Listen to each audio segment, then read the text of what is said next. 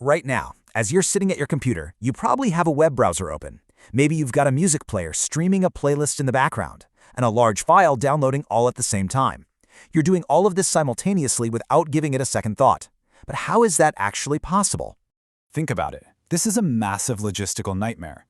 If a computer's central processing unit, the CPU, can technically only execute one single instruction at any given mathematical moment, how on earth does it create this flawless illusion that it's doing a dozen things at once?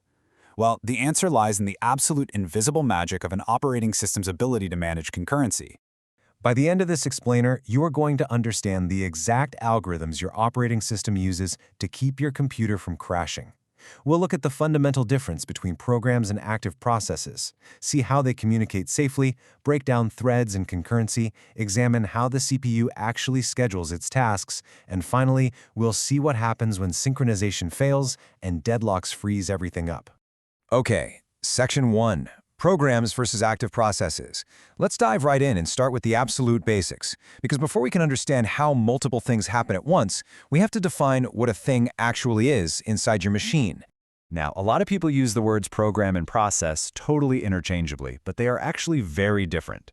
Think of a program as completely passive. It's really just a set of instructions sitting quietly on your hard drive doing absolutely nothing.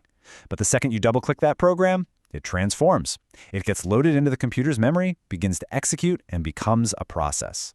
A process is an active entity. It's the core abstraction the operating system uses to give a program the environment it needs to run and actually do stuff.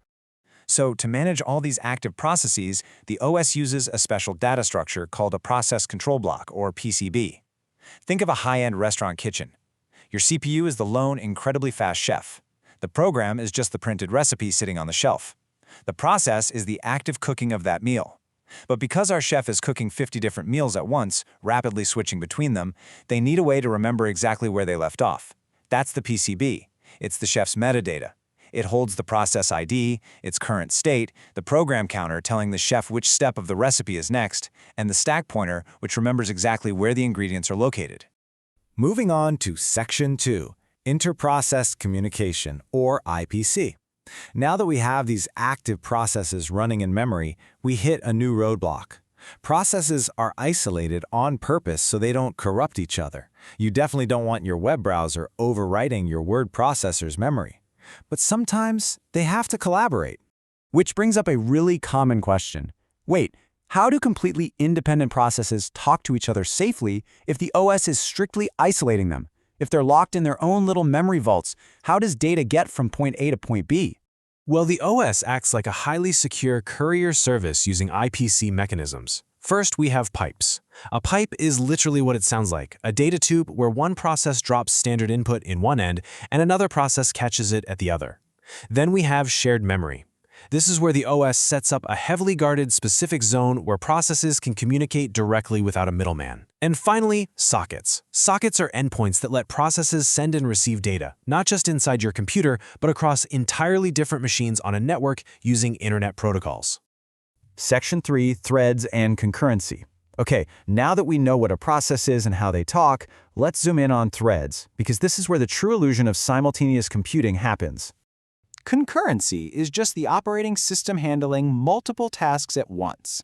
Now, depending on your hardware, this looks a bit different. In a basic multi-programming setup with one processor, tasks share that single core by rapidly switching back and forth. If you have multi-processing, you actually have multiple cores sharing memory. But even on a single processor, concurrency gives you that powerful illusion that everything is happening at the exact same time. And the secret weapon making this possible? The threads.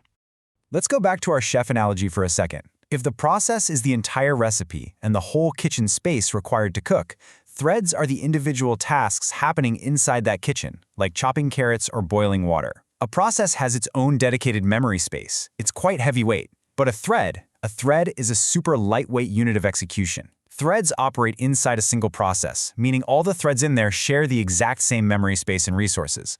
They're essentially acting as virtual CPU cores within the application. So to put this into perspective, think about a single tab in your web browser.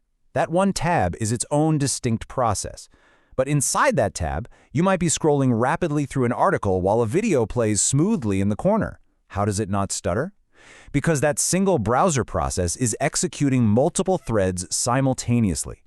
One thread is entirely dedicated to tracking your mouse scroll, while a completely separate thread in that same shared memory space handles rendering the video. Section 4, scheduling the CPU. This brings up a massive logistical challenge. You've got hundreds of processes and thousands of threads all begging for the chef's attention. How does the OS decide who goes next? We call this traffic control scheduling. To handle this, the OS tracks the life cycle of every single process. When a process is created, it jumps into the ready state. It's locked and loaded in memory, just waiting for a CPU core. When it's picked, it moves to the running state and starts executing. But if that process needs to wait for something slow, like waiting for you to physically type on your keyboard, it gets shoved into the blocked state. It just sits there out of the way until you type, then moves back to ready. And finally, when the job is done, it hits terminated. Now pay attention to this part, because the mechanics of moving between these states is fascinating. It's called a context switch. Remember the PCB, our chef's metadata notes? When the CPU switches from process 0 to process 1, it has to save the exact state of process 0 into its PCB. It takes process 0 out of running, selects process 1, and loads up process 1's previously saved notes so it resumes exactly where it left off. And the absolutely mind-blowing part? Your computer does this highly complex context switch hundreds of thousands of times every single second. To decide who gets the CPU next, schedulers use specific algorithms. The simplest is first come, first served, literally just a line at the grocery store.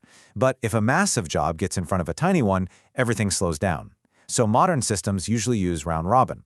Here, every process gets an equal tiny slice of time called a quantum. The CPU just rapidly cycles through the queue, doing a tiny bit of work for everyone to ensure absolute fairness. Another popular one is shortest time to completion first, which prioritizes the quickest jobs to minimize overall waiting. It's a constant balancing act between response time and fairness. Section 5, synchronization and deadlocks. Okay, let's wrap this up by looking at what happens when things go totally wrong. Because when multiple threads share the same memory, timing is literally everything. Think about this real-world problem. What happens if thread A wants to print a document, and at the exact same millisecond, thread B also wants to print, and they both fire their data at the shared printer simultaneously? Without any rules, your printed page would just be a scrambled, garbled mix of both documents. To stop this chaos, the operating system uses synchronization, specifically a concept called mutual exclusion. This guarantees that a piece of code accessing a shared resource, which we call a critical section, can only be run by one thread at a time. The OS uses tools like locks to enforce this. A thread literally has to acquire the lock before it can enter the critical section. If another thread tries to enter, it hits that locked door and is blocked until the first thread finishes and hands the key over. This perfectly solves classic data corruption issues. But locks have a very dangerous dark side: deadlocks. Imagine thread A acquires lock 1, but it needs lock 2 to finish its job. Meanwhile, thread B has acquired lock 2, and it needs lock 1 to finish. Thread A is waiting on B, thread B is waiting on A, neither can ever proceed. They are stuck in a permanent circular wait. This deadlock will literally bring your entire system to a complete, frozen standstill until the OS steps in with complex recovery algorithms to kill a process and break the cycle. So, let's quickly summarize what we've covered today. We learned that programs are just passive data, but processes are dynamic, active entities tracked by the OS using PCBs. When these processes need to chat, they use IPC tools like pipes and sockets. For true concurrency, we rely on super lightweight threads sharing memory. All of this chaos is masterfully directed by the CPU scheduler running hundreds of thousands of context switches a second using algorithms like round robin. And lastly, synchronization locks are absolutely vital to prevent data corruption and deadlocks. Now that you understand how processes share the CPU, it begs one massive, lingering question about physical space. With all these threads running wildly, how does the operating system physically assign memory blocks on your RAM without completely running out of space or creating fragmented gaps? Does it use contiguous allocation, rigidly stacking data side by side, or linked allocation, scattering data everywhere with hidden pointers? That invisible magic of memory allocation is exactly what we are going to decode in our next experiment.